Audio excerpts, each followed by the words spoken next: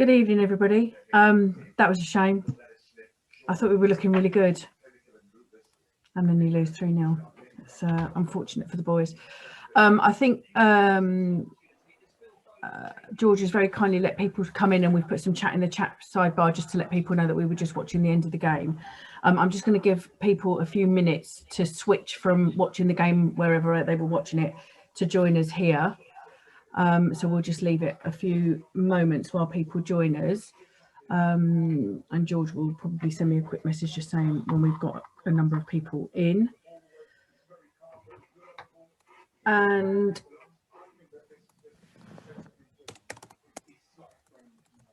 I think we've got most of the board here now.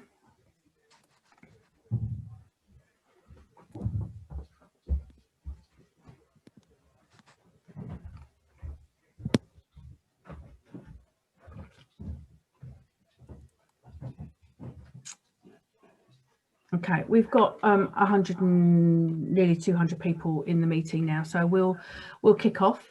Good evening, everybody. Just want to say thank you for joining us. Bear with me 1 second because one of my children is listening to this on their phone and there's a really bad echo. Okay, sorry about that. So this is the first meeting of 2021. It's an additional single item SGM on the proposed London Broncos use of Plough Lane.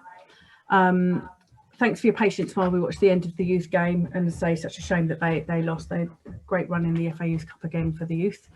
The minutes from the December meeting of the AGM will be available at the next SGM at the end of April, on the 28th of April. And I've had a couple of emails about that today. We've had only one set of apologies for this meeting, which is actually from our secretary, David Grounds. Some of you will know that David's been a little unwell. He's had an operation recently, and he has been back to the hospital today and has been told to rest some more. He's not recovering quite as quickly as we had hoped he would. So thank you to Connor, who's joining us, taking minutes this evening. And that will mean that the vote that we take tonight, which is normal for an SGM anyway, the proxies that we've had in advance will be cross-referenced with those that vote tonight to make sure that everybody who's voted is a member, and everybody who has voted hasn't voted twice, i.e. they haven't sent in a proxy vote and voted online tonight. David is going to do that, but it's going to take a few days to do. So as soon as it's ready, we'll put some notification up on the Dons Trust official website. So you see that. You will see an indication of the voting tonight on screen, but please don't take that as the final count, because it will need all of the proxies need adding in and then the cross-referencing needs to happen. It's possible some DTB members will be late tonight because I know Charlie's at the grounds has just been doing the live stream, so they will join us as soon as they can, and obviously going to extra time has made that a little bit difficult for them just to join straight away. The meeting tonight is being recorded, just so everybody is aware.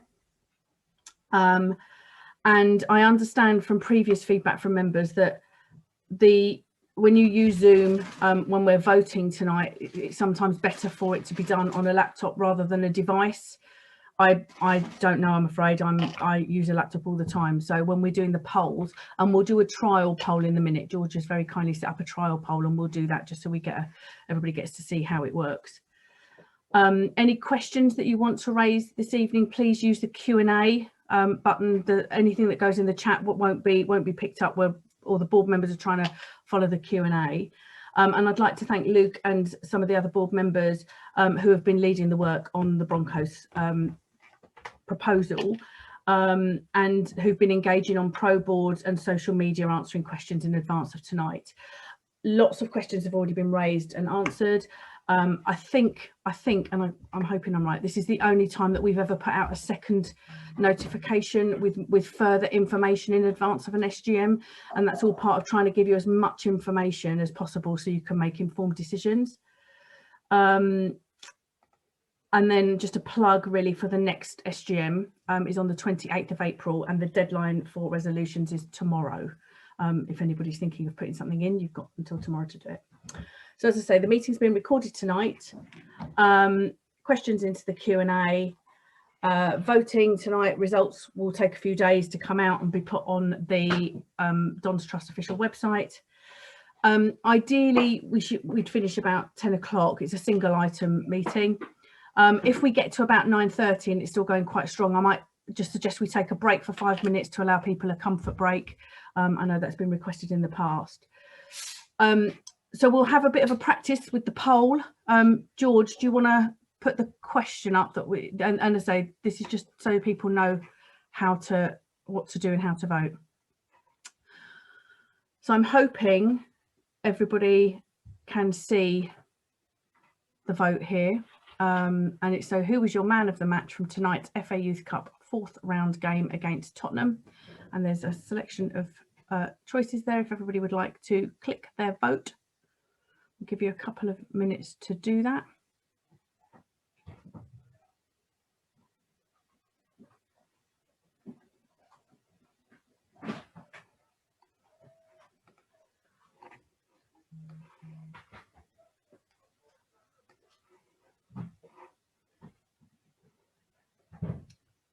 I'm assuming everybody can see the vote and is voting away.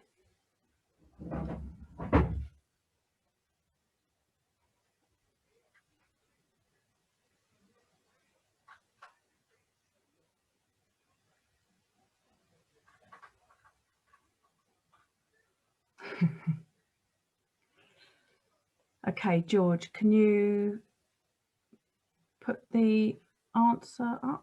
Is that possible? Kwaku Frimpong is your man of the match for this evening. So I'm hoping that's helped everybody work out how to vote. And it will be, when we come to do the vote for tonight's resolution, it will be the same thing. You'll see the question on screen and then you vote your answer. Great. So I think we just go straight. I should say that we've got obviously Joe Palmer, our Chief Executive Officer, with us this evening, and we'll be passing round the questions. So I'll go through the questions and then ask specific people to answer them based on what they're about. That probably means that Luke, you may get a fair number, and Joe, I'll ask you as well. So the first question that we've had in is from Dan Curran. Please can we be told what we paid QPR earlier this season? My feelings are that the Broncos are getting the ground share for relatively low income from the Dons. I think I might know the answer to this, but Joe, could I ask you to field that one?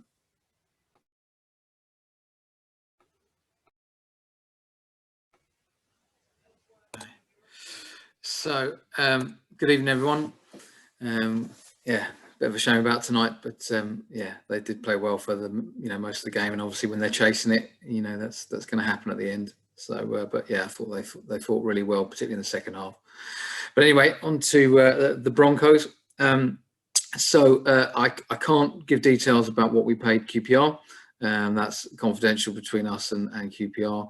But certainly from the point of view of what we're charging, having been through this process, having spoken to QPR, we spoke to a number of other clubs about potential ground sharing at the start of this season. It wasn't just QPR, probably about 4 different clubs.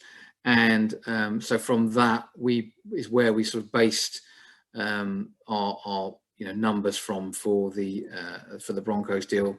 So no, we're pretty confident it's a pretty competitive deal, and it obviously increases as their success increases, certainly from moving up the divisions.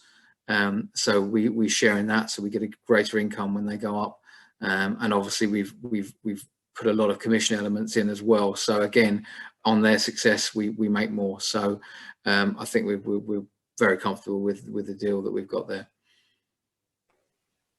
That's great, thanks, Joe. And Dan's asked a second question, and Luke, if I can ask you to take this one. Could any Broncos branding used around the ground be temporary, and that can be removed when they're not playing? And actually, there's a sort of linked question to that from Aideen Rochford. Can the board guarantee that Broncos will never have their crest on the entrance, and if they ask to, that the fans will be allowed to vote on it? Yeah, so in regards to the first one, the branding's all going to be temporary. So we're going to utilise some of the screens, the electronic stuff that we've got. And similar to what we did when Chelsea took over Kings Meadow, we actually had kind of back-to-back picture frames. So we could just easily swap out images. So for Chelsea ladies games, they had Chelsea images. And then if you were to go into some parts of the ground when we were playing, there'd be our images. And that was pretty easy to do. And I think that's the plan as we go forward. In regards to never having their crest on the outside entrance, Aideen, it's not been discussed. This is genuinely not. It's not something we're anticipating them doing. I suspect if they offered a load of wedge of money to do so, I think we'd want to have a conversation with you guys as fans, as trust members, but there's no plans whatsoever for that at the moment. No, the only way it wouldn't be a permanent would obviously just be on the LED display that's above the shop. So obviously that's been part of the strategy here, is that we're not having permanent signage. We're utilising all the digital signage that we have in the concourses and different lounges, boxes, and at the front of the stadium, so that we can give it the sense that it's a Broncos stadium when you're walking in, but it's just digital. Thanks both. Then we've got a question from Donald Phillimore. Will there be an overlap of fixtures, and if so, what will happen then? Joe, can I ask you to pick that one up? Yeah, so there will be. So obviously their season starts sort of very end of March. So effectively, really, we've got a month, just over a month, maybe 5 weeks of overlap at that part of the season. And then they will, when we start back in August, we'll have probably 2 months with them. So all in all, not that many fixtures. Ultimately, we have primacy of fixture, which is actually an EFL regulation. So it means that the EFL Football Club, in any ground sharing agreement, has to have primacy over any ground share. So that means that our fixtures are a priority, and effectively, they will just be scheduled on different times. As soon as we get our schedule around June 20th, they will, it will be, on alternative weekends, alternative days. Thanks, Joe. There's a comment from Andy, and I'll just pass it on to you, Joe. But I have a feeling it might be the lighting. I think it's the lighting and the fact. Can you fix your camera? I think you're juicy white around me. Yeah. Are you at the club? Yeah, I'm in the office. I could try and I think it's probably we'll try and sort that, Andy, but I can't promise because it's. I'll try and put more of a darker background. Matt Davenport, thanks, Joe. Sorry, making you move. All right. Matt Davenport, Broncos have had quite a nomadic existence. Have we taken references from previous landlords to discuss any issues that resulted them leaving other grounds? Joe, do you want to field that one? Yeah, so we've got, before we sign any contract, we've got a due diligence project that we have to undertake. So that will be part of that. I know there's been a number of questions about the situation at Ely, and I've understood the details of that now, and it's not quite as clear cut as it might seem. So there were some issues that were related to COVID and payments around COVID. So that I'm not particularly worried about. But absolutely, as with any contract, we have to do our due diligence on the partner we're working with. So that will absolutely be the case. Great, thank you. There's a question from Peter Streams, and apologies if I've said your name wrong. Do we potentially share in any money Broncos receive in the future for televising of their matches? No. Very succinct answer. Thank you. No. With the caveat that if they go up to the Super League, they need better floodlights for television purposes, which they pay for. So. Oh, that's different. Yeah, I mean they absolutely. For anything that would need to be done to the stadium, whether that's floodlights, changes in seating, changes that are needed to meet the requirements of the Super League, that would be a cost to the Broncos, obviously. And that actually answers Mark Penfold asked that question about, can I ask who'll be playing for floodlight upgrade required in the Broncos reach the Premier League? So thanks very much. At the Super League, yeah, obviously, you know, if by chance they don't for a while and we got promoted at the same time to the Championship, where we would also need to upgrade the floodlights, then we would probably look to split the cost. But certainly, if we don't have that requirement at the moment, and you know, if they go up, then that becomes their burden. Adam Russell asked, how many years into the ground share is the first break clause? I'm not going to get into absolute specific details on this because, again, it's not fair on the Broncos, but there is a break clause in there, and it's at a level that we're very comfortable, you know, in terms of how soon it comes. Okay, thank you. Will there be any Broncos merchandise sold in the club shop? No, that's not been discussed at the moment. Any merchandise that they do have, the deal currently looks at them bringing in a temporary retail unit that they would sell from. There's been no major discussions about this in the short term. It may be in the future that it does, but certainly at the moment it doesn't. So we've got, you know, that's within our control. There's a few questions around the pitch, as you might imagine. There is, and I'll try and pull them together. So there's a. Shall I just sort of give a bit of an overview? Update? And that probably answer quite a bit of the questions in relation to the pitch. So I understand absolutely the pitch is one of the main concerns. Rugby league is one of the least demanding on playing surfaces. Rugby union, yes, that's challenging, and obviously having another football ground share is also more challenging. So of those three, rugby league is the least demanding. I think one of the things you know, it's important to understand is that what happens is we have to have pitch renovations throughout the summer. So those pitch renovations will take place when the season finishes throughout May and June. So obviously they don't play. They either try and load their games either side, or they will play elsewhere. So what we've got to remember is that actually, in terms of the number of games they're playing, it's not that many. So you're talking a maximum of about 15 games. They're more likely around the sort of 13 mark. So actually, you're talking kind of 6 to 7 games either side, possibly more in the summer period. So in terms of the load on the pitch, you've only got 5 games before we do the renovation throughout April when we're sharing. So it's not a huge amount, and then maybe 7 after that, 7 to 8 after that period. So from the summer months. Now, obviously, during the summer months, the pitch tends to stay in a much better shape. It's got a lot more sunlight. Growth is a lot easier. The damage comes typically when you're playing throughout the winter months, when it's more wet, when it's harder for the pitch to recover, when it's colder. So that's the problems that you have with things like rugby union when they play throughout the same season.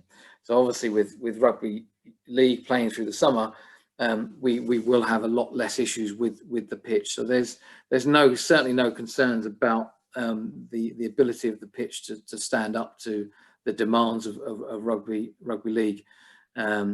Interestingly, we just trialled this week a grow light, specialist grow light for goalmouths. Some of you might have noticed it gotten a little bit bare on the south stand. In 3 days, we'd grown a whole new patch of grass. So it's the recovery opportunity is pretty strong. So I don't think we're certainly pretty confident that it won't damage the pitch. But obviously I saw some other questions in relation to the sort of cost, if there are costs. So outside of the deal, there is a maintenance fee that the Broncos will pay for every match day as a contribution towards renovations of that pitch. So yeah, I'm very confident with where we're at with that. Okay, thanks, Joe. There's a couple of questions that talk about that sort of link to the previous answer of Will there be an overlap between Broncos games and our games? But there's a further question that talks about, is there an overlap with ladies games and or the youth games, the under 18s, like there was tonight? I mean, that's still a question for us to answer. I mean, I guess certainly from you know, the youth games, it's only really when they're playing in the cup matches and they're sort of midweek. So no, I don't think there's not going to be any issue. Like I said, we're playing at the moment, and rugby league isn't happening at this part of the season really. So yeah, we should be fine. Thank you. Sorry, struggling to find the unmute button.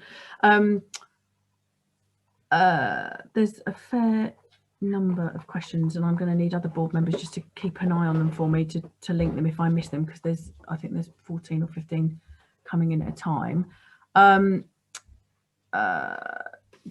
Lee Willett asked, does Broncos' decision to take a short-term ground share elsewhere mean that we will have our fans in first for a competitive league game before Broncos play a competitive game, even if the first competitive game for us with fans is next season? Thank you. And it's just disappeared off my screen, so I can't reread it. You're looking a bit confused. Shall I try and find it again? It says, does Broncos' decision to take a short-term ground share elsewhere mean that we will have our fans in first for a competitive league game before Broncos play a competitive game, even if the first competitive game for us with fans is next season? So I'm trying to find that again. The question's in the it's been moved to answered. Yeah, I'm just looking at it. Here we go. Right, does Broncos' decision to take a short-term ground share elsewhere mean that we will have our fans in the first competitive league game before Broncos play, even if the first competitive game with fans is next season? So obviously we discussed this previously. So effectively our fans will be first in the ground. We are having a number of test events, so nobody can play until those test events take place. I guess the issue is around if we're still playing under limited capacity crowds. So obviously the test event that is taking place on the 17th of May, or it's taking place on the 18th of May, is for us, you know, to get a license for us to hold limited capacity crowds, which obviously might be an option that happens if June the 21st doesn't happen. So in that scenario that it doesn't, we will obviously then go to a situation where we would be playing, for example, our pre-season friendlies in limited capacity crowds.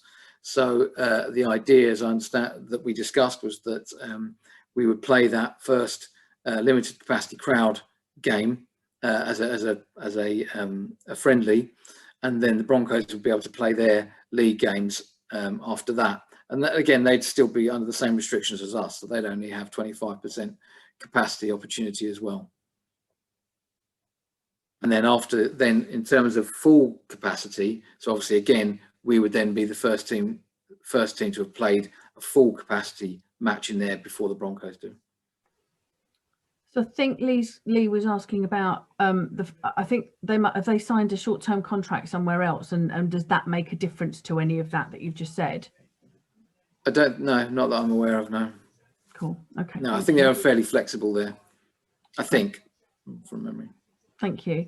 And there's a couple of questions, one from Edward Barron and one from Barry Scott about costs of stewards and bar staff. So will we be supplying staff for Broncos, i.e. No. stewards and bar staff? No. And will the cost of the police, stewarding, etc., come out of the fee being paid to us? No. Everything else is extra. Nearly everything is extra. Stewards, rugby league doesn't actually require police, but that would be their cost if they did. Stewarding is theirs. Bar staff and catering, that's all totally separate deal. Thank you very much. I'm going to ask Luke to take a couple, if that's all right, give you a bit of a break, Joe.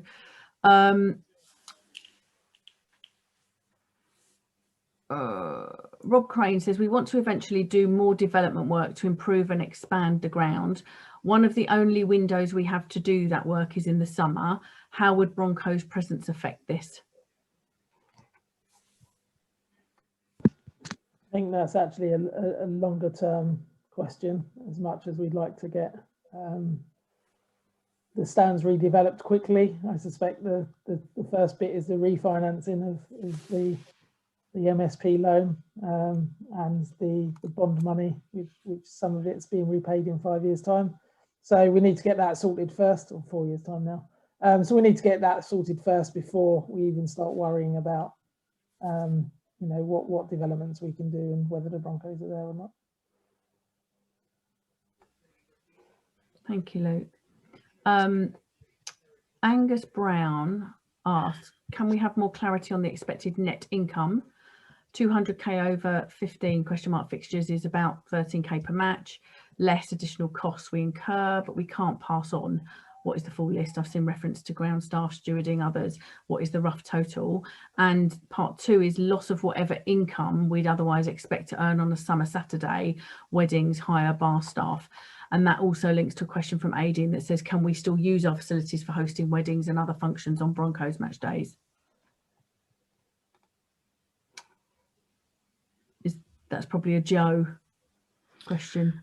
So in terms of can we still use our facilities for hosting weddings? So with all ground shares, you effectively are giving them the stadium for the day to host their games. That's normal. However, we are going to be looking at the opportunity, if, you know, to certainly potentially do something in the evening. Again, it all just depends on the time of the kickoff. You know, if it's an early enough kickoff, then it's possible. But obviously, if they're evening games, then no. There's not that opportunity. But again, like I said, you know, we've got a period throughout the summer where the pitch renovations are taking place. So there is no, you know, rugby taking place during that period. So most of June and May. So it's only July and August when we're back as well that would become an issue. Thanks, Joe. Chris Stevens and Stuart Deakins ask a similar question. So when would the deal start with, it's just moved off my page, sorry. When would the deal start with Broncos? And if it was a positive vote to allow the ground share? And Stuart's question was, what are the timeframes for Broncos moving in if the vote is a yes tonight? The timeframes, well, as I said before, probably in July. So yeah, that would be the time. So after we've had our first pre-season friendly, whether that's under limited capacity crowds or as a test event. Yep. Great, thank you. And I can probably answer this from John Martin. Was a ground share always something that was part of the strategy for generating income from Plough Lane? No, it wasn't. It wasn't particularly. It was. We talked about it several years ago as a thing, but it was never part of the strategy. It's become more relevant, obviously, with the financing and it's a really good income stream, and that's really important to us at the moment. So I hope that answers your question, John. It wasn't part of a wider strategy, as you know, we were always going to ground share. That wasn't part of it. Let me go back a little bit. Alex Ramsden asks, how do you feel a ground share with Broncos will impact our stadium naming rights and other sponsorship opportunities and the income opportunities we can command? Joe. It does have an impact. It certainly does in things like the beer deal, you know, because obviously we're looking at bigger barrelage, so there is the opportunity for bigger retros and that type of thing. So there is a positive impact there. In terms of the stadium naming rights, it is an interesting one we've been looking at. We've obviously had some discussions in the marketplace about that. Some people see value in it, some people don't. It depends on the sponsor and who their target audience is. So I think, you know, if typical rugby league supporter is within their demographic, then it is going to be of value, but for others, probably less so. So again, it just really does depend who we're talking to. and we've had that feedback from different sponsors.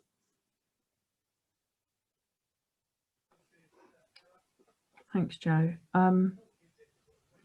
Adam Russell asks, are any DTB members against the ground share, or is it unanimous support? It's unanimous support, as it says so it says in the papers, Adam. And I should have said this at the beginning, so it's a useful reminder. Thank you. And I can't now find it on a bit of paper, but yes, it's unanimous. So the Dons Trust Board recommends that members vote in favour of the proposal. The board makes this recommendation unanimously. So just to clear that's the position of the Dons Trust Board. David Hall asked, if either party decided to terminate early, would there be a penalty cost? For example, if we decided we wanted to terminate to generate other better income sources? There's not a penalty cost not to terminate early, no.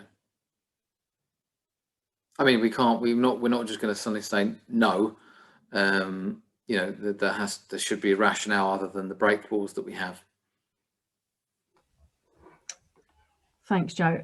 Edward Barron is asking that we move to a vote straight away, but I think we do need to give members who haven't had the opportunity to ask questions previously that opportunity. As I say, we have put quite a lot of information out, but the point of the SGM is to allow members, owners to ask these questions. So we'll go through as many as we can, Edward, before we take that vote. And as I say, if we're still going at 9:30, we'll take a little bit of a break, but we'll finish by 10. Has any third-party advice been taken on the possible effects of the pitch beyond a chat with our own groundsman? Yeah. So one of our advisors, a guy called Richard Hayden, who is one of the world's leading turf care specialists.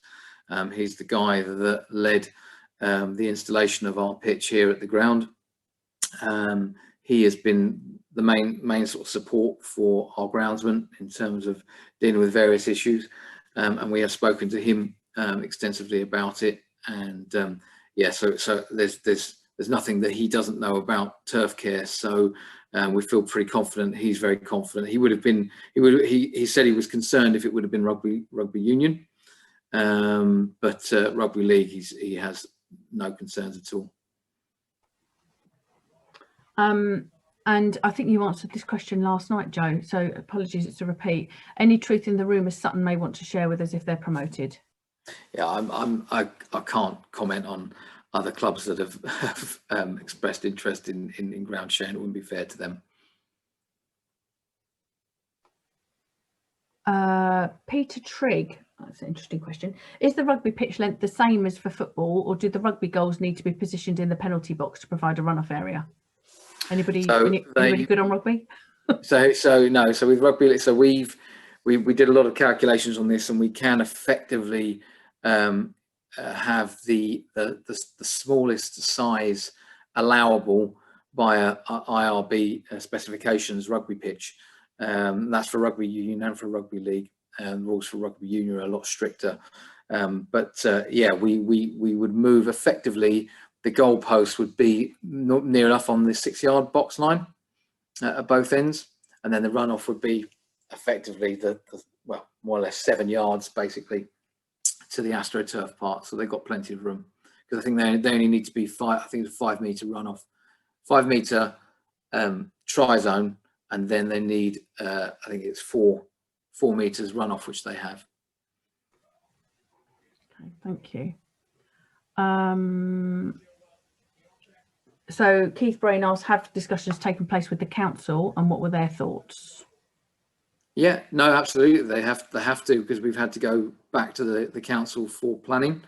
So obviously that's now in with planning. It's been in for a couple of weeks now. So we've got another 4 to 6 weeks before we hear back, barring any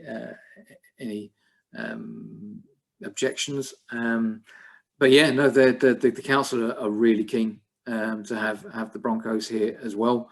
You know, it's great to have two, professional rugby teams now in Merton. They've got 2 for the price of 1, effectively. So it's, yeah, they're really pleased about it. Luke, are you, could you have a go at this one for me? David Wilkinson, he says that a rather negative approach to Broncos. I'm from Warrington and Rugby League born and bred, went to Broncos first match when they were Fulham, 10k at Craven Cottage, attracts exiled Northerners like me and Aussies missing to top class Rugby League. Do the panel think a more positive attitude to actually supporting the Broncos would be beneficial? Get them into Super League and generate more income from bar and gate? Yes. Yes. Yeah, I mean, look, they moved around, you know, that's no surprise and no secret to anybody. I went to see them once in at Charlton, so I went to the Valley to see them. Yes, I mean, the financial benefits for us of them going up are massive. I think we tried to explain that in the kind of range of finances that you saw. So we'd be looking at the upper end of that. The more crowds they have, the more money we make. And, you know, the more beer drunk in the stadium, the more money we make. So it's all kind of all related. But yes, I think it's massively important for us to get behind them if we do agree to a share, and if we can, you know, support them and help them do stuff. And it's not just on the pitch as well. So I think Zav met a couple of their captain and their owner, and took them around and took them to the Dons local action hub as well. So Zav, do you want to explain a bit of that? Because I think they want to get involved in the community as well, don't they? I think they're very keen to put roots down somewhere. They've had a nomadic existence, which hasn't helped them to kind of consolidate and grow their fan base, particularly, or other commercial streams. They're definitely keen to put their roots down. When I took them up to the Kappa hub, the Dons local action hub, as Luke said, and they certainly want to play a part in community initiatives. Lots of them seem to, like the guys that I met, I think was the head of commercial, I think it was the chief exec or the MD and the captain, and they all came down and just loved the idea of getting involved in the community. You know, if invited, and if they're not stepping on toes, and all very respectful and the right noises, but they seem genuinely keen to help out.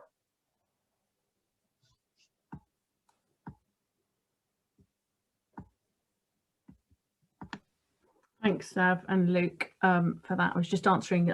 Somebody put something into the sidebar that I just answered on the chat. It wasn't on the chat; it was in the question. Sorry. We've answered the bit about the ladies. Joe.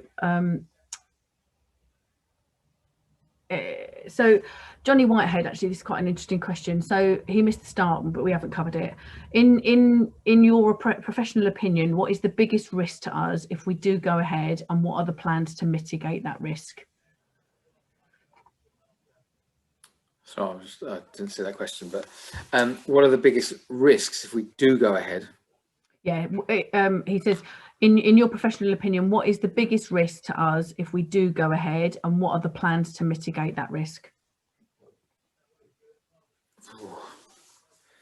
I mean, you know, risk-wise, I mean, the only thing that would even be considered really a risk is in relation to the pitch. But again, I don't think that's going to be the case. We're not doing anything in relation to changes and brandings. I don't think it won't impact on our commercial deals. I really don't see many risks in this at all, effectively. I mean, the only thing that you could possibly have is maybe crowd behaviour, but generally rugby league is, you know, their crowds are better behaved than football crowds. So I wouldn't anticipate a lot of, you know, away fan trouble, particularly because they all sit together. You know, could there be issues with parking? Yes, there might be, you know, a bit more parking on more days, which might upset a few local people. But again, this is about us getting behind it and having communications with local companies and local residents. So yeah, I don't see you know, generally, I don't see any major risks to be concerned about. Thanks, Joe. I thought there were a couple of questions around planning permission, and have we already got planning permission? And I can only find one of them now. I answered one in the chat, Jane. So yes, we're still in for planning permission. So I think Joe said a bit earlier. So we're waiting for that. The council have been very supportive, and we will wait and see. And the Broncos are aware of that, and I think they knew it was very much a two-pronged approach. So we needed both council approval and DT membership approval. Thanks. Daniel Revel asked, do the Broncos get permanent office space throughout the year? And if so, how will that impact us? No, they don't. So they are still going to remain in their current accommodation. There is nothing, no plans for them to move into the stadium. What we have agreed to is that we obviously will give them a couple of desks for a couple of people on a couple of days a week. So it's not even a permanent arrangement, but obviously they'll have staff here that are preparing for their match days. So, absolutely they'll need to be here, just like their kit men will need to come in, probably the day, the evening before the game, that type of thing. So certainly there's no office sharing. They're not going to be based here in terms of their address. So no, it's really just a couple of desk spaces for some of their key staff. Thanks, Joe. There's a question about insurance. Would the Broncos sharing our stadium have any impact on our insurance costs, and have any increases been covered by the maintenance fee that Joe mentioned? So we spoke to the insurance company. There wasn't, but we've obviously, as part of the heads of terms, we put in there that if there was a premium on it, that would be covered by the Broncos. Thanks. And I think some of Nick Draper's question has been answered about have we entered into discussions re costs and revenues where appropriate of catering, hospitality and match day staffing, or is it expected Broncos deal with these issues completely independently? No, nearly all costs are the Broncos on that match day. I said the only things we're really paying for are about 3, possibly 4 staff members, essential staff members, maintenance and security. That's it. So it's minimal. Anything to do with stewarding is their costs. Like I said, policing is their costs. The deal with catering is effectively built into their revenues that they make anyway, and that's something that they would talk directly to our third party caterer about, and we would just take a commission from that. So again, nothing for us. Right, thanks. And that just answers Rob Crane's question about would our catering company be their catering company, and have Broncos been involved in all the negotiations? Yes. Yeah, perfect. Thank you. Would the pub be usable by passing trade in the evenings after a Broncos home game? Would the what? Would the pub? Would the pub be usable by passing trade in the evening after a Broncos home game? Again, it just depends on the kickoff time. So if it's late in the evening, no.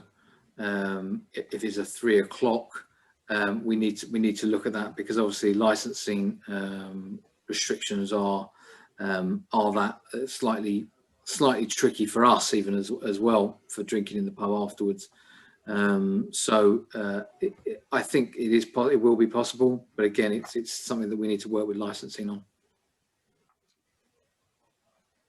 Thanks. Another question on sort of pitch related, but has Mark Robinson been consulted on this proposal, and are there any concerns that the new extra wear on the pitch will affect his proposed style of football or put off teams loaning players? No, I don't think so. Has he been spoken to? He knows about it. Yeah, he's spoken to it. He hasn't mentioned any particular concerns. I think Anthony's spoken to him as well about that.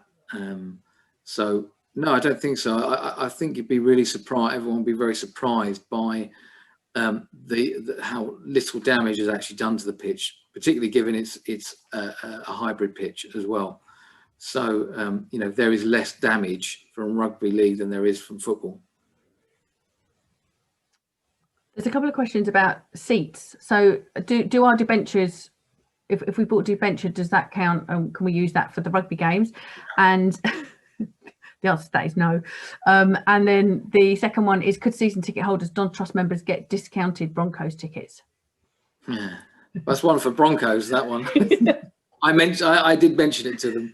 I said you might want to consider that, and they might. I don't know, but no. Obviously, what we did say is that what debenture holders will get is, if in any event, whether it's rugby league or anything, that if there is an element of ticketing that becomes available, that they will obviously get priority for that. But obviously that's not necessarily going to be in their seat. Cool. And then the back of that is, are we planning any promotion offers for Broncos to watch AFC Wimbledon games and discounted tickets, etc.? Oh, we don't. Why would we want to discount it? Come pay full price. Yeah. No, it's something we can look at. I think those discussions are still yet to be had about what might happen down the line, because whilst we agree on main basic heads of terms, there are a lot of bits that may come in, may be opportunities for both of us, which we obviously will consider and sort of discuss with the trust and see if it's something that we all think is worthwhile doing. And if we feel that that's a great opportunity, then we probably will look at that. There's just a statement actually from David Wilkinson, who mentioned the rugby league and Living Up North earlier on. Last weekend there were 5 Super League matches played on the same pitch. COVID reasons over 3 days. Headingley pitch looked great at the end. Pitch is safe. Just a statement. Related to my issues question, what is the pulse of locals in regards to more fans on more days from trains parking? Have we done any positive outreach? We haven't done enough. I think the view was that as soon as we understand that the outcome of this vote is when we will start that process, because you know it seems a bit pointless to do it before we're all fully agreed or not with doing that. So yes, as soon as today's out of the way, then we need to start doing that work. Thanks, Joe. I'm really conscious that we're probably going to run out of time for all of these questions. We've currently got 26 unanswered questions. So I'm going to ask members to stop asking questions now, because we want to get through them all, and we obviously need to vote, and we're coming up to 9:30 and we'll take a 5-minute break. So we'll do a couple more questions, then we'll take a 5-minute break, then we'll rattle through the remaining questions. Any more that are put in from now, we're unlikely to get to answer them, because otherwise we'll be here until midnight going through them all. And then we will vote. So where are we? We've talked about ladies already. That's happened. Joe, so this is Lauren Gibar. Joe, hand on heart, without standing on ceremony, do we really need to accept this offer and money for our survival? Please be as candid and blunt. Well, I think I'd say the same thing that I said yesterday, I think, and in summary to the group, was that, you know, ultimately, you know, just relying on our ticketing, commercial, catering, the sort of standard incomes that we're likely to receive on a match day is not going to be enough to give us a really competitive playing budget. You know, we are going to have to think outside the box. We are going to have to look at other revenue streams, and we absolutely are doing that. And we've got some other exciting ones in the pipeline that we hope to announce, you know, in the not too distant future. So this is one of those things. You know, we've got a loan that needs to be repaid. We've got bonds that need to be repaid. You know, that's a sizable chunk of money, and obviously this has the opportunity to create, you know, literally level that out. So it is really important. You know, we absolutely 100% have to look wider than just our normal match day revenues and commercial revenues. You know, we really do need to look at that. And like I said, you know, the questions that there's been in relation to getting behind this ground sharing, I mean, I can't stress that enough. Yes, at an absolute minimum, we're looking at a 200k contribution, which for a club of our size is significant. But the opportunity that could be in excess of $500,000, if not more, if they're very successful in the Champions League, then it's a really significant income for us, and one that absolutely cannot ignore. If anyone came to us and said, would you take 500 for this? Of course, it is very important. Thanks, Joe. There's two questions about pitch markings. So, and every time I go to ask the question, the screen moves. So, how visible would the rugby pitch markings be on the pitch during the periods when these seasons overlap? And it was a very similar question. So now I can't find it. But yeah, pitch markings. Will there be pitch markings? You will be able to see something, I'm sure. We're looking at this at the moment. I'm not a big fan of green paint. There are some lines that can be washed out quite easily, and we are looking at those. So we want it to have minimal impact. I think the thing I would say is that we're not going to, if we are to see markings, we won't see them for very much of the season. So obviously we'd probably only see them through April, and then again only through August and September, and then for the rest of the year they won't be there. So we might see some faint lines. It's it's one that we're still investigating different options, and we want to try and to not see as much as possible, but we can only work with what's actually possible. So if anybody has seen other sort of line marking opportunities or alternatives, absolutely interested to hear, but we are still talking to experts about that. And as I said, one of the last things that we've heard is that there is a more washable paint that comes off a lot more easily. Certainly we're not using the really heavy chalk that you see that we use on the sidelines, because that sort of permanently sort of marks the grass. And what we're also looking to utilize is utilizing the same lines. So obviously the halfway, the side, the dead ball line, the try zone line along the front of the box. So trying to utilize the same markings that we have as well as much as possible where we can, because with rugby league you don't actually have to mark out every single line, so they're a bit more flexible with that. Thanks. Zav, I might ask you to have a go at this one if I can find the question again, because it was related to the board.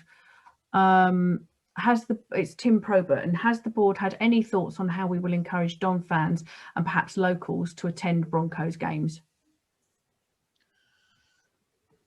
We haven't yet. No, we haven't preempted the result of this really. But I think, if it is a yes, then I think there's all sorts of exciting stuff that we can talk about, because it's so clearly in our interests for them to be successful. If they're successful, I mean, there's a good chance. So they're a championship club. I believe they're one of 2 professional clubs in the championship, so they would stand a decent chance of getting to the playoffs and then winning them, which will just make a very big difference to the money that we earn. So I think any plans around encouraging and helping them to get a foothold and to really increase attendances would I think we should spend some time. I think, and we haven't discussed this as a board, but I think there'd be an opportunity perhaps to get a kind of joint committee together, or a joint group together to discuss how we can perhaps help them, and vice versa.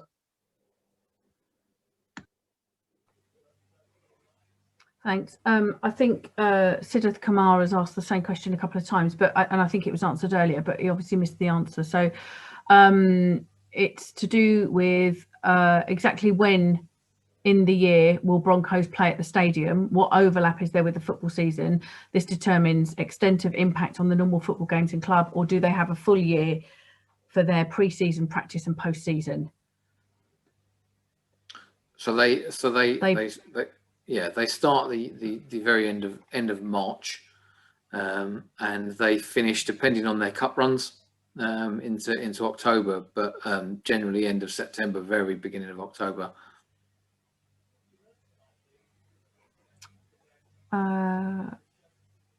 Mike Watson says Halifax Town and York City are both also hosting rugby league championship clubs, so Joe might get some info there on pitch markings being obscured. So. Yeah, absolutely. So Anthony is talking to other clubs where they are doing ground sharing. So we are. I said it's one of those things that I'm not massive. I don't particularly like from a personal point of view. So I am absolutely trying everything to find a solution that has the least impact. So I can assure you I'll be doing everything I can to find the best solution. And Anthony is out there talking to various other clubs that have ground sharing. So.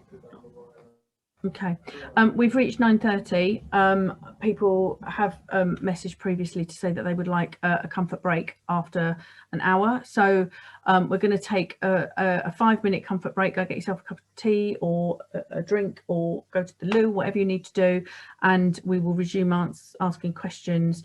We'll take another. The numbers are still going up in the questions, so I'm going to draw a close to it. And we've answered 70 questions this evening so far, so we are rattling through them. We will draw a close and we will take a vote at about 10 to 10. So 5 minutes, everybody. Thank you.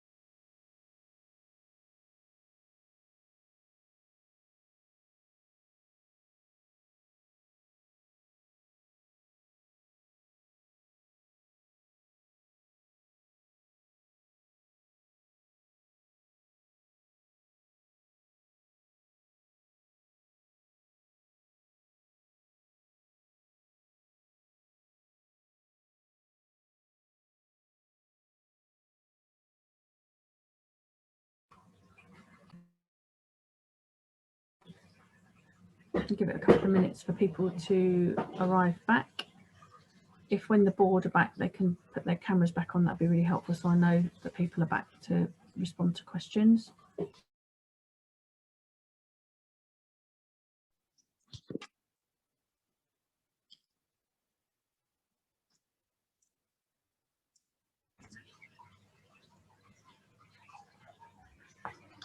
Charlie, have you not gone home yet?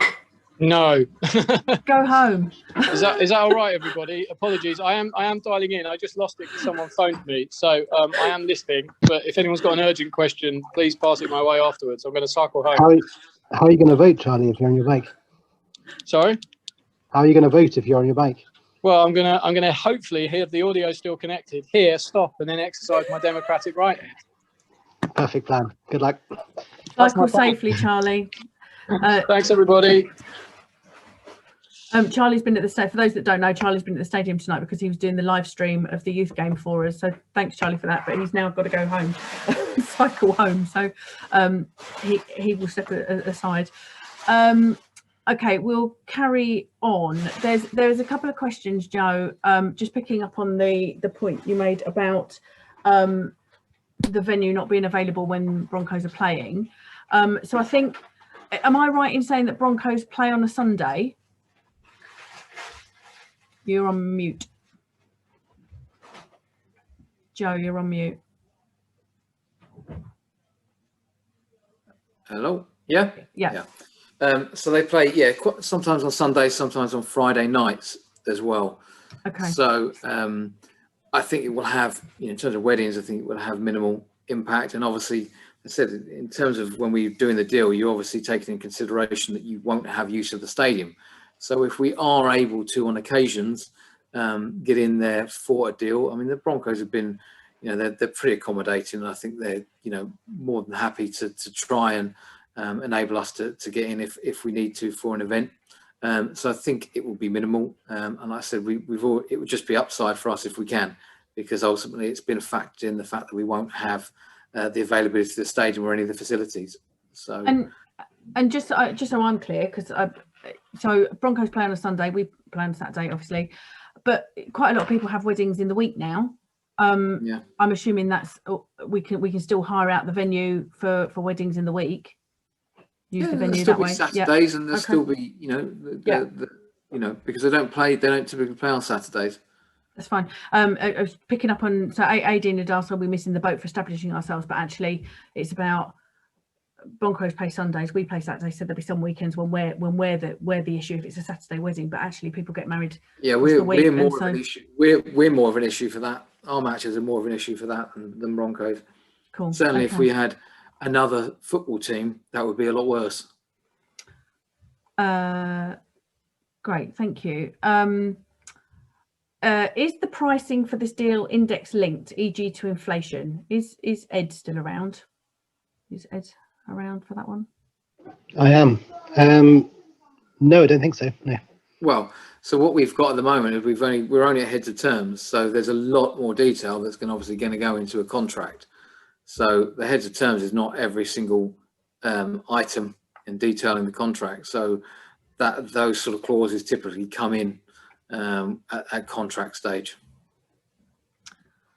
Thanks. Stefan Opitz, sorry if I said that wrong. I missed the first part of the meeting tonight. I'm not sure whether my question has been asked already.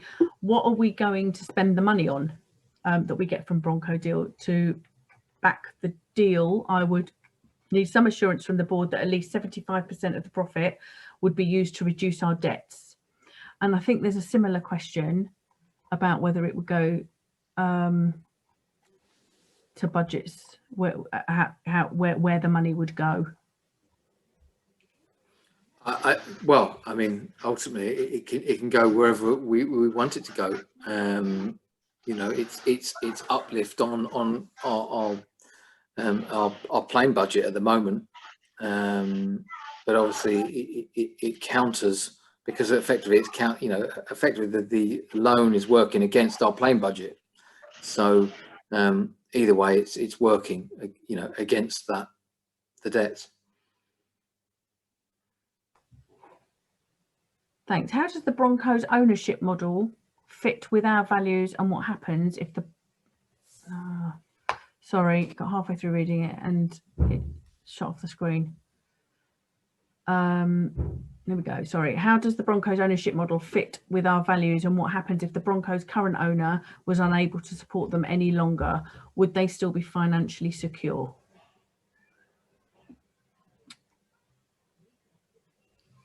For me, well, I mean, that's something for us to come out in due diligence.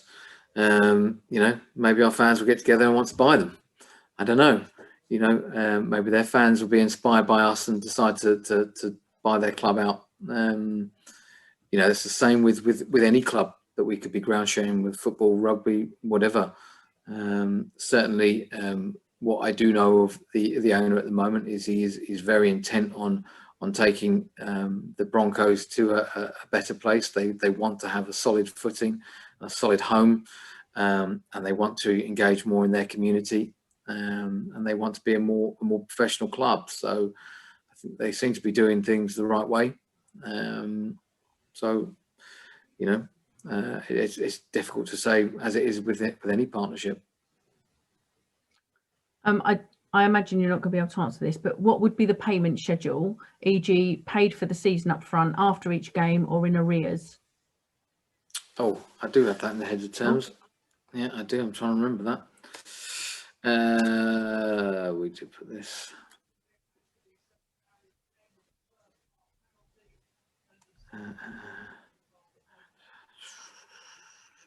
Ed, in the meantime, do you want to have a go at this one if you know this one? So they are they're to be paid in advance of each match. Yeah. Brilliant, thank you. It's got heads of terms obviously on the screen in front of you as well, Joe, at your fingertips. Have we factored in extra building costs regarding electricity, gas, etc. into the rent? There isn't any extra building costs required for it, or so sort of electricity and gas, so where they're using electricity and gas, have we factored that in? It is, yeah. Is our revenue based around fixed values or percentage of their income? Do we always gain if they increase their prices over time? Yes, it's percentage of income. We're getting there. Like I said, their success is our success. Yeah. Cool. Adam Proctor asks, what do the board, Joe, think are the issues that may arrive, as there must be some? Do any of the other board members want to come in as well? I'm conscious that you're all sitting there and haven't said anything if you want to.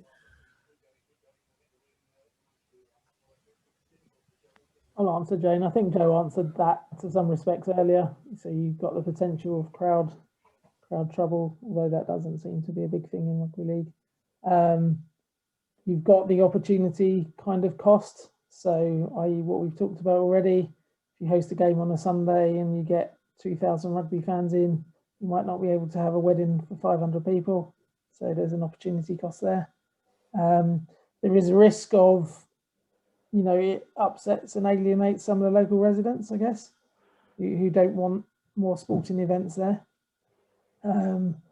Although part of, I think I'm right in saying, Joe, part of planning is kind of residents could have their say if they wanted to. Yeah, that's the biggest risk at the moment is that it doesn't pass planning. You know, who knows? But I think I don't suspect that will be the case. But I would say that's probably the biggest risk at the moment, is actually making it come to fruition. And just there's the unknown, isn't there? So we don't know what's going to happen to Broncos. We don't know what's going to happen to their owner. We don't know. Exactly. There's a million unknowns that I don't think you can budget for every eventuality. No.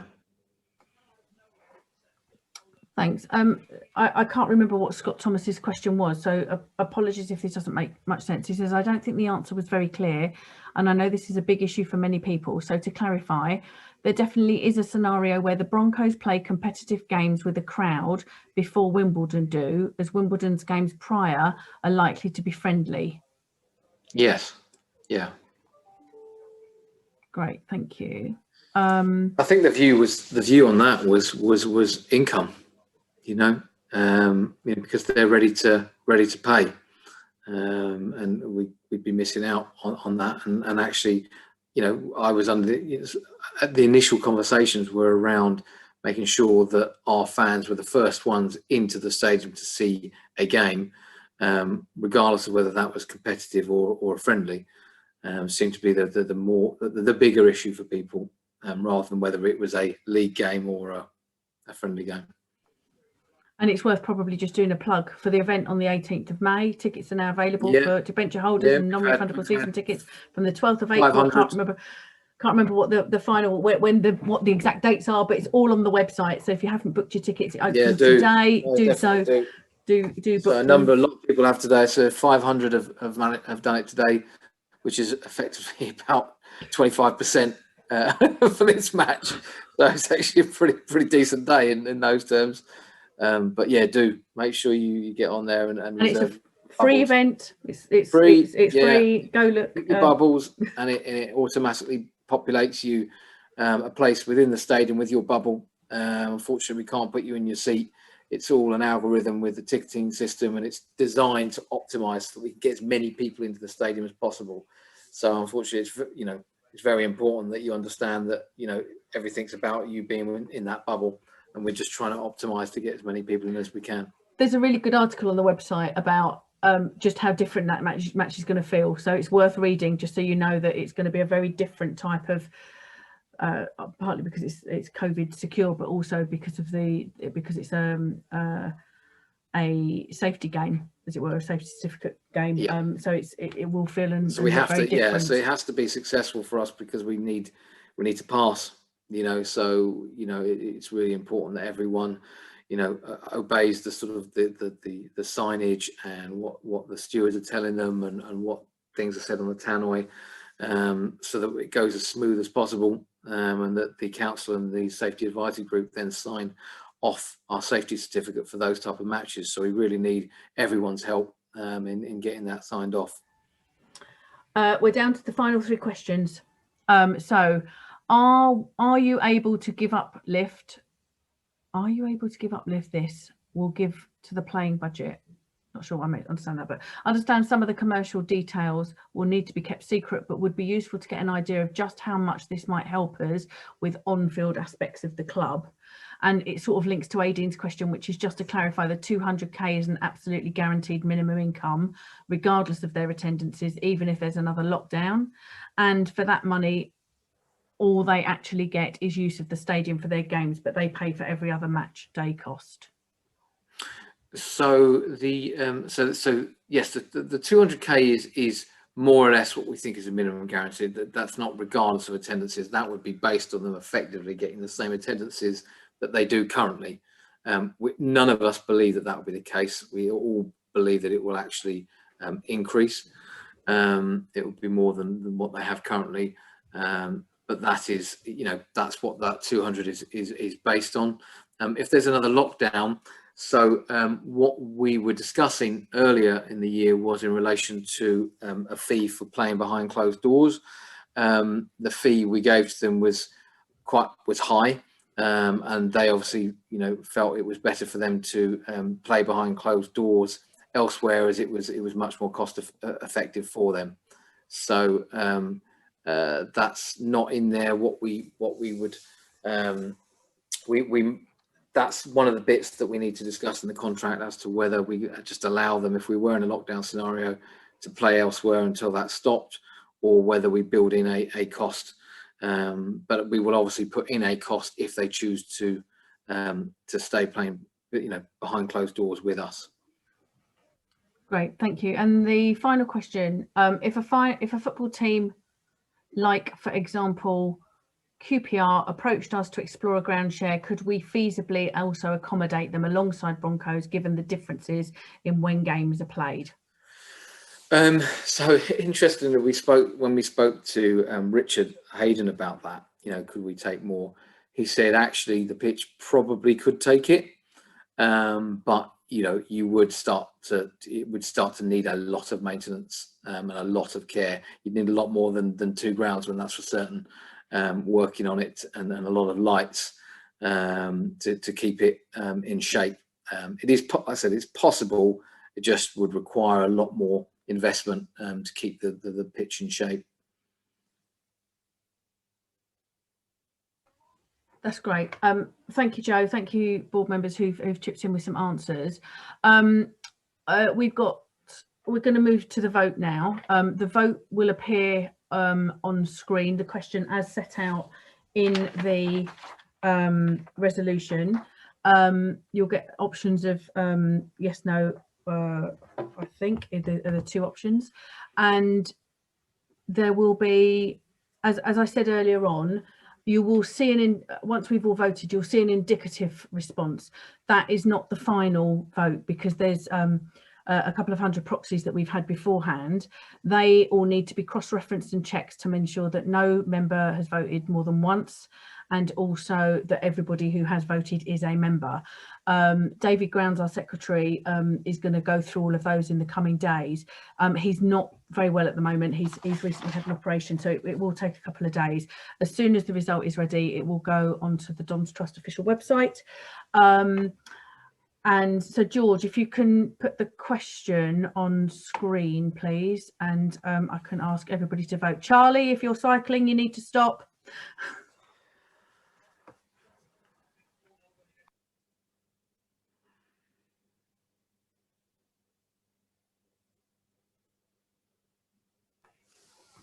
Give people a few minutes to vote.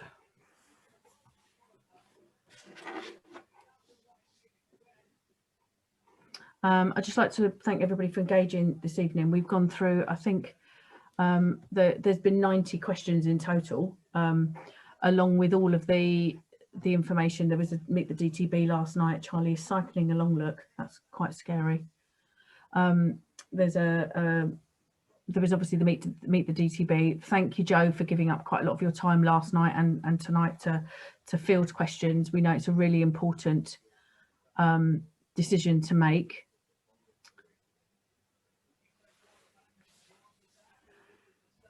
And just to confirm, there is a comment in the sidebar. Yeah, you won't be able to vote twice. If you have sent in a proxy form, one of your votes, I'm not sure which will be removed, but I'm assuming you would have voted the same way. So one of them will be removed. There'll be a double check to make sure that everybody is a member who has voted, and also that you've only voted once.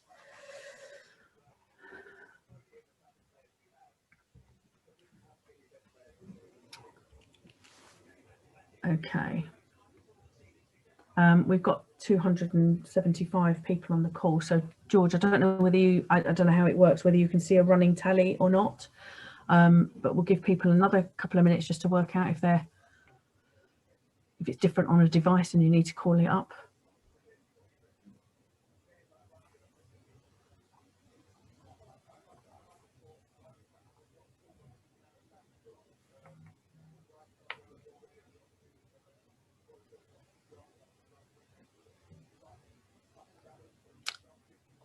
Okay.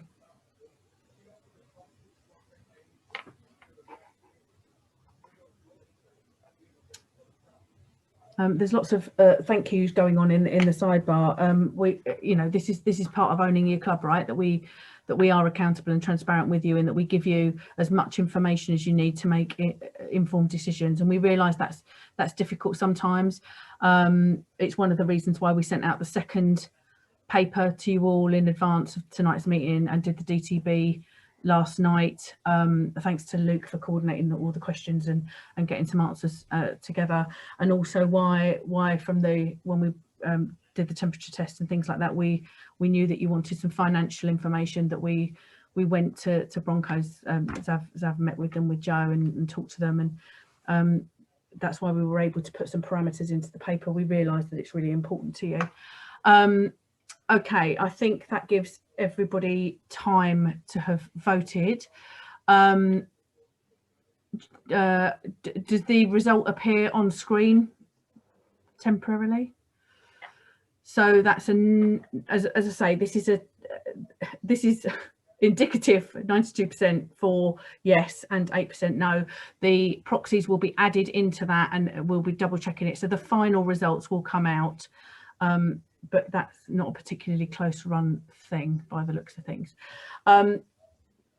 So I think all that's left to remind you of is the next SGM is on the 28th of April.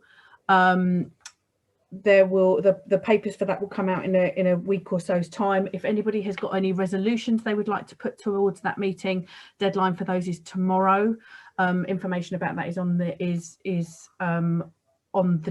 notification when we put the date out, and I think we also included it in the advice for this meeting. I'd like to thank all of the board members for their time this evening, and to Joe. And in the background, who you haven't seen at all is George Jones and Gary Jordan, who are both behind the scenes helping support this meeting. So thank you to them.